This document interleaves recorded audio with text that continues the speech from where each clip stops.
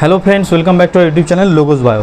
আজকে আমরা renal physiology part থেকে কিছু এমসিকিউ আলোচনা করব। আমাদের রেনাল ফিজিওলজির পার্টের বেশিরভাগ পোর্শনগুলো আমরা আলোচনা করে নিয়েছি অলরেডি আগের ভিডিওগুলোতে, তো সেখান থেকে কিছু এমসিকিউ নিয়ে তোমাদের সাথে এসেছি। তো ভিডিওটি শুরু করার আগে চ্যানেলটিতে যারা নতুন আছো তোমাদেরকে রিকোয়েস্ট করবো চ্যানেলটি তোমরা অবশ্যই সাবস্ক্রাইব করে নেবে, যাতে করে প্রত্যেকটা ভিডিও নোটিফিকেশন তোমরা সময় মতো পেয়ে যেতে পারো। ওকে, প্রথম প্রশ্ন আমাদের আছে, মানুষের বৃক্কে গ্লোমেরুলাসের কার্যকারী পরিস্রাবন চাপ কত? এফেক্টিভ গ্লোমেরুলার ফিল্ট্রেশন প্রেশার, সেটা আমরা আলট্রা ফিল্ট্রেশন প্রসেসটা আমরা পড়েছি। এই ভিডিও ডেসক্রিপশন বক্সে সেই আলট্রা ফিল্ট্রেশনের ভিডিওটা আমি তোমাদেরকে দিয়ে দেবো। সেখানে আমাদের যে গ্লোমেরুলার ফিল্ট্রেশন প্রেশারগুলো ছিল, সেখানে নেগেটিভ প্রেশার ছিল, কিছু পজিটিভ প্রেশার ছিল। পজিটিভ প্রেশার এবং নেগেটিভ প্রেশার প্লাস মাইনাস করে আমাদের যেটা এফেক্টিভ ফিল্ট্রেশন প্রেশার বেরিয়েছিল সেটা কিন্তু ছিল 10 mmHg। তো সেটা প্লাস 10 mmHg আমরা ধরে নিতে পারি, সেইটাই হচ্ছে আমাদের এফেক্টিভ গ্লোমেরুলার ফিল্ট্রেশন প্রেশার। তো এই প্রশ্নের উত্তর হবে option A, plus 10 mmHg। Next বলছে, প্রতিদিন কতটা পরিমাণে গ্লোমেরুলাসের পরিশ্রুত উৎপন্ন হয়?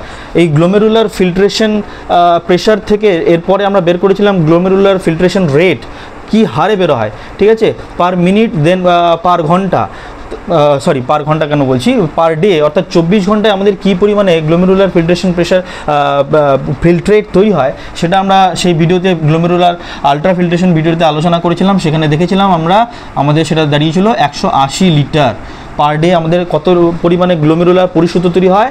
180 লিটার। এটা কিন্তু মূত্র না, এর আবার 1.8 লিটার। এই 180 লিটারের মাত্র 1%, 1.8 লিটার আমার মূত্র হিসেবে তৈরি হয়, বাকি 90% রিঅ্যাবজর্বড হয়ে যায়। ওকে, নেক্সট কোয়েশ্চেন বলছে, প্রতি মিনিটে দুটি বৃক্কের মাধ্যমে কী পরিমাণ রক্ত পরিবাহিত হয়? সেটাও আমরা আলোচনা করেছি। আমাদের যে ব্লাড কার্ডিয়াক আউটপুট দেয় পার মিনিটে, যে 5 লিটার রক্ত আমাদের হৃৎপিণ্ড থেকে বেরোয়, তার 1/5 পোর্শন, অর্থাৎ 5 লিটারের মাত্র 5 ভাগের 1 ভাগ কিন্তু দুটো বৃক্কের মাধ্যমে রক্তগুলো ফিল্টার হয়, এবং সেটা মানটা দাঁড়াচ্ছে 5 লিটারের 1/5 ইকুয়াল টু 1200 ml এর মতন। তো আমাদের 3 নম্বর প্রশ্নের উত্তর হয়ে যাবে 1200 ml। প্রতি মিনিটে দুটি বৃক্কের মাধ্যমে কী পরিমাণ রক্ত পরিবাহিত হয়? 1200 ml রক্ত পরিবাহিত হয়। নেক্সট 4 নম্বর প্রশ্ন বলছে, প্রধানত কোনটির উপস্থিতির ফলে মূত্রের রং হলুদ হয়? বিলিরুবিন, বিলিভার্ডিন এগুলোর উপস্থিতির জন্য মূত্রের রং হলুদ হয়। কিন্তু এই বিলিরুবিন এবং বিলিভার্ডিন কখন বেরোবে? যখন আরবিসি ব্রেকডাউন হবে। তো নর্মাল কেসে তো আরবিসি ব্রেকডাউন হবে না, সবসময় তো খুব গাঢ় রঙের হলুদ বিলিরুবিন বিলিভার্ডিন হলে পরে বেশি হলুদ হয়ে যাবে, তখন আমরা জন্ডিস রোগের ক্ষেত্রে যেটা দেখতে পারি আমরা। বাট নর্মালি যে মূত্রের রঙটা হলুদ, সেটা কিন্তু হয় ইউরোক্রোম নামক কেমিক্যালের জন্য। তো আমাদের রাইট অপশন হয়ে যাবে ইউরোক্রোম। বলছে, গ্লুকোজের পুনঃশোষণ কোথায় ঘটে? আমরা যখন টিবিউলার রিঅ্যাবজর্পশন অর্থাৎ কাউন্টার কারেন্ট মেকানিজম পড়েছিলাম, সেই ভিডিওটা আমি এই ভিডিও ডেসক্রিপশন বক্সে তোমাদের দিয়ে দেবো, তোমরা সেখানে দেখে নেবে যে বৃক্কনালিকার কোথায় কী কী পুনঃশোষণ ঘটে। তো গ্লুকোজের যে পুনঃশোষণ ঘটেছিল সেটা কিন্তু পিসিটিতে ঘটেছিল, সিডিতে কিন্তু গ্লুকোজের পুনঃশোষণ ঘটে না। সিডিতে কালেক্টিং ট্যাক্টে আমার ওয়াটার অ্যান্ড ইউরিয়ার পুনঃশোষণ ঘটে, ডিসিতে ওয়াটারের পুনঃশোষণ ঘটে, হেনরি লুপে জল এবং আমার যে সোডিয়াম ক্লোরাইড যে লবণগুলো তার পুনঃশোষণ ঘটে। তো গ্লুকোজের পুনঃশোষণ ঘটে, রাইট অপশন হয়ে যাবে পিসিটি। 6 নম্বর প্রশ্ন বলছে, গ্লোমেরুলার পরিস্রাবন ছিদ্রের সাইজ কত? এই যে গ্লোমেরুলার পরিস্রাবন ছিদ্র, এইটা কিন্তু একটু কনফিউশন আছে, কারণ গ্লোমেরুলার ফিল্ট্রেশন যে পোর, সেটা কিন্তু 3টা লেয়ার দিয়ে হয়। একটা হচ্ছে আমার ব্লাডের যে ক্যাপিলারি, গ্লোমেরুলাসের যে ক্যাপিলারি ছিল তার এন্ডোথেলিয়াল পোর সেটা ছিল, সেটা কিন্তু 70 mm এর মতো হয়। এন্ডোথেলিয়াম সেলগুলোর মাঝের যে পোর, সেটা কিন্তু 70 mm এর মতো হয়।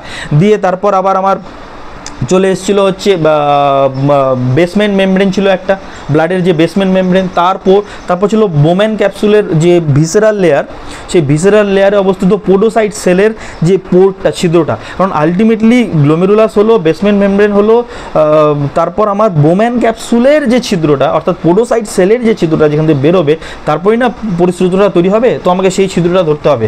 তো এখানে গ্লোমেরুলার পরিস্রাবন ছিদ্র বলতে ওই পোডোসাইট সেলগুলোর মাঝের যে গ্যাপ, আমি সেটাকেই কিন্তু গ্লোমেরুলার পরিস্রাবন ছিদ্র ধরবো। তো সেই গ্যাপটা কিন্তু এখানে হয়ে যাবে আমার অপশন বি, 25 মিলিমিটার। এটা অ্যাকচুয়ালি ন্যানোমিটার হবে, এগুলো মিলিমিটার হবে না, সরি, এগুলো ন্যানোমিটারে আসবে, একটু ভুল হয়েছে। This is nanometre, not millimetre, nanometre. Okay, 25 nanometre হয়ে যাবে। 7 নম্বর প্রশ্ন বলছে মূত্রথলির ধারণ ক্ষমতা, সঞ্চয় ক্ষমতা। আমরা মিকচুরেশন যখন পড়ছিলাম তখন আমরা পড়েছিলাম যে মিকচুরেশন যে রিফ্লেক্সটা সেটা কত ml এ হয়। মোটামুটি 150 ml আসলে মিকচুরেশন রিফ্লেক্স হয়, 350 ml আসলে পরে খুব বেশি হয়। তো সেখানে আমরা বলেছিলাম যে ওই 500 কাছাকাছি ম্যাক্সিমাম ক্যাপাসিটি হয় মূত্রথলি বা ইউরিনারি ব্লাডারের মূত্র ধারণ ক্ষমতা। বাট এটা অ্যাকচুয়ালি রিসেন্টলি দেখা যাচ্ছে যে এটা মেল আর ফিমেল ওপর ভ্যারি করে। ফিমেলদের ক্ষেত্রে সেটা 500 ml যদি হয়, মেলদের ক্ষেত্রে 700 থেকে 750 ml এর ক্যাপাসিটিতে পৌঁছে যায়। তো এখানে আমরা সেই ক্যাপাসিটিটাই ধরবো। মূত্রথলির ধারণ ক্ষমতা বলছে 150 থেকে 300 ml হবে না, 200 থেকে 350 ml হবে না, 250 থেকে 500 ml হবে না, 500 থেকে 700 ml। 500 ml হচ্ছে ফিমেলদের ক্ষেত্রে, 750 থেকে 700 ml হচ্ছে মেলদের ক্ষেত্রে আমার ইউরিনারি ব্লাডারের ইউরিন হোল্ড করার ক্যাপাসিটি ম্যাক্সিমাম। তো আমাদের রাইট অপশন হয়ে যাবে ডি। নাও পোডোসাইট কোষ কোথায় দেখা যায়, একটু আগে আলোচনা করলাম। পোডোসাইট কোষ বোমেন ক্যাপসুলের অন্তঃপ্রাচীরে দেখা যায়। বোমেন ক্যাপসুলের অন্তঃপ্রাচীর বা ভিসেরাল লেয়ার যেটাকে আমরা বলছি, একটা হচ্ছে প্যারাইটাল লেয়ার, একটা visceral layer. So visceral layer বা অন্তঃপ্রাচীরে এটা দেখা যায়। মূত্র ত্যাগ হলো এক ধরনের প্রতিবর্তকীয়, অভিস্রবণ, পরিস্রবণ, পরাপরিস্রবণ কোনোটিই নয়, একদম অপশন এ প্রতিবর্তকীয়, it's a reflex action. Okay, বৃক্কের পাথর তৈরি হওয়ার প্রধান কারণ বলছে প্রোটিনের অধঃক্ষেপণ। প্রোটিন তো আমার ফিল্টার হয় না। আচ্ছা, বালির কণার অধঃক্ষেপণ হবে না। ফ্যাটের অবরুদ্ধ, ফ্যাট কোনো জায়গায় জমে গিয়ে পাথর তৈরি হতে পারে। অনেক ক্ষেত্রে আমরা দেখি যে গল ব্লাডার স্টোন বা এই জাতীয় পাথর হওয়াগুলো অঙ্গে, সেখানে কিন্তু আমাদের যে গ্লিসারাইড বা লিপিডগুলো যে অ্যালকোহলগুলো, কোলেস্ট্রলগুলো অবরুদ্ধ হয়েই কিন্তু আমার তৈরি হয়, তো পাথর জমে।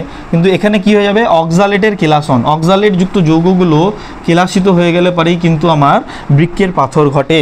তো রাইট অপশন হয়ে যাবে 10 নম্বর প্রশ্নের ডি। নাম্বার 11 বলছে স্তন্যপায়ী প্রাণীর ক্ষেত্রে কোন রক্তজালকটি সাধারণত সবচেয়ে বেশি পরিমাণে ইউরিয়া পরিবহন করে? কোন রক্তজালকের মধ্যে সবচেয়ে বেশি ইউরিয়া যায়? ডরসাল অ্যাওর্টা, হৃৎপিণ্ড থেকে যেটা বেরোচ্ছে, হেপাটিক শিরা, অর্থাৎ লিভার থেকে যেটা বেরোচ্ছে হেপাটিক পোর্টাল শিরা। হেপাটিক পোর্টাল শিরা বলতে আমাদের শরীরের নিম্ন অঙ্গ থেকে যখন রক্ত জালিকাগুলো বা শিরাগুলো হৃৎপিণ্ডে ফিরে যায়, তখন আমাদের যে লিভার সেখানে গিয়ে ওরা জালক তৈরি করে শিরাগুলো, তো সেটাকে হেপাটিক পোর্টাল শিরা বলছে। আর একটা বৃক্ক শিরা যেটা কিডনি থেকে বেরোচ্ছে। তো আমাদের এখানে মাথায় রাখতে হবে ইউরিয়া সবচেয়ে বেশি পরিমাণে তৈরি হয় লিভার থেকে। তো লিভার থেকে ইউরিয়া আসে, অরিনিথিন চক্রের মাধ্যমে যকৃতের মধ্যে আমার ইউরিয়া তৈরি হয়। তো হেপাটিক শিরা বা লিভার থেকে যে শিরাটা বেরোচ্ছে সেটার মধ্যে দিয়ে সবচেয়ে বেশি পরিমাণে ইউরিয়া আসে। ওকে, তো আমাদের রাইট অপশন হয়ে যাবে অপশন বি। ওকে, তো এই হয়ে গেল আমাদের 10 থেকে 11টা প্রশ্ন রেনাল ফিজিওলজি পার্ট থেকে। নেক্সট ভিডিওতে আমরা আরও কিছু প্রশ্ন নিয়ে রেনাল ফিজিওলজি পার্ট থেকে আলোচনা করব। Thank you.